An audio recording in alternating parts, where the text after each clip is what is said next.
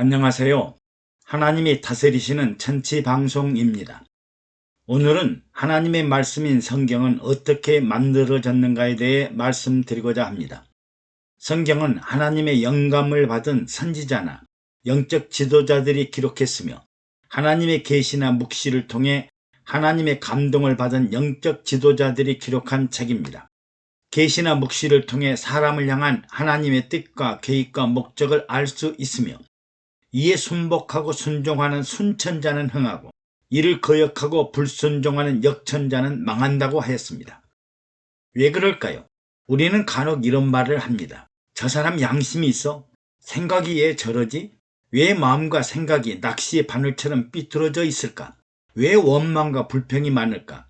바로 사람의 마음 속에 하나님이 없으면 남을 이해하지 못하고 사랑하지도 못하고 용서하지도 못하고 꿈이나 소망도 없고 원망과 불평하면서 시기와 좌절 속에 살 수밖에 없습니다.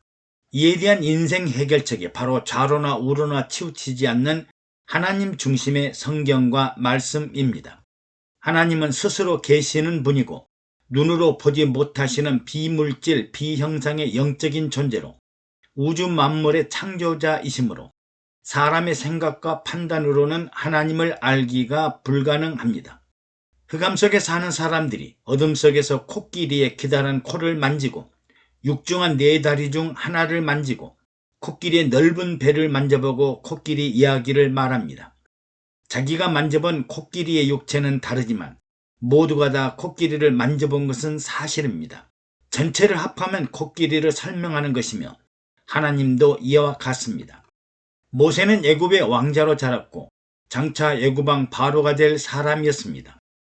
애굽의 정신문화와 당시 발달된 선진문화 세계 속에서 학문과 정치, 경제, 사회, 문화, 외교, 군사 통치에 아주 해박한 지도자로 성장했습니다.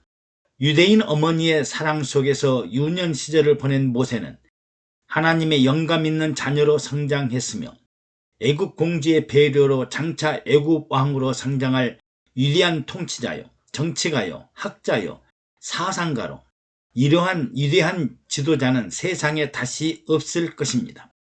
하나님의 영감을 받은 모세는 우주 만물의 창조와 사람의 창조, 그리고 장차 사람들이 어떻게 살아야 할 것인지를 정확하게 기록하였습니다.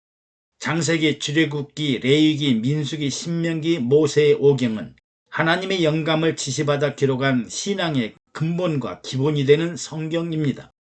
오늘날 학자들도 많고 과학자들도 많고 정치가들도 많고 사상 철학자들도 많지만 모세를 능가하거나 모세의 오경을 능가할 책을 쓸 사람이 창세 이래로 없습니다.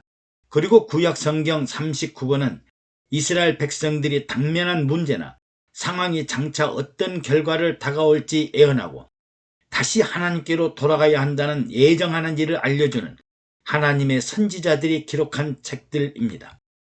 신약 27권은 예수님이 하나님과 하나님 나라를 가르치시고 설명하고 부활과 영생을 얻도록 영혼을 살리고 깨어나게 하고 영혼을 위해 살라고 부활과 영생을 기록한 사복음서가 중심입니다.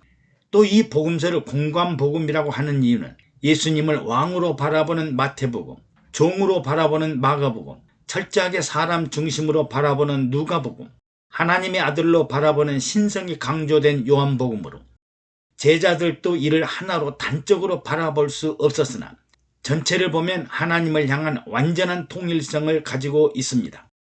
또 사도 바울이 쓴 서신들은 영혼 없는 이스라엘 백성들과 이방인들에게도 하나님과 하나님 나라를 전파하기 위해 기록한 책들입니다. 구약에 모세가 있었다면 신약에는 사도 바울이 있을 정도이며 구약은 율법과 성막이 중심이라면 예수 그리스도 이후에는 사도 바울이 성령과 교회에 대하여 놀라운 기록을 통해 하나님을 계시하고 묵시하고 하나님 나라 교회를 통해 최종적으로 영혼을 구원하고 이 땅에 하나님 나라를 이룩하려는 놀라운 영감으로 기록된 책들이며 사람들이 마땅히 해야 할 일과 가야 할 길을 알려주는 불변의 진리의 책들입니다. 애청해 주셔서 감사합니다. 샬롬.